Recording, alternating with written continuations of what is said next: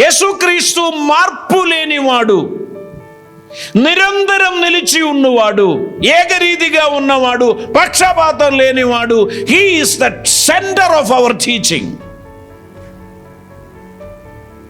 ఇది మనం యాక్సెప్ట్ చేయాలి. యేసుక్రీస్తును పక్కకు పెట్టి మనకు టీచింగ్ లేదు, ప్రభువును పక్కకు పెట్టి మనకు బోధ లేదు, ప్రభువును పక్కకు పెట్టి మనం ఉపదేశించేది లేదు. Jesus is the centre of every teaching. Jesus is the centre of this church. Jesus is the centre of my life. Jesus is the centre of my house. He is the head of the family. I must obey him. He is the same yesterday, today and forever. Amen.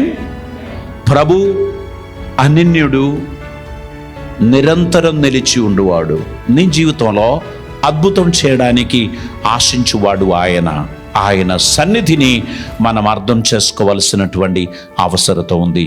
యేసు ప్రభు లేకుండా మనకు క్రైస్తవ్యం లేదు. దేవునికి స్తోత్రం.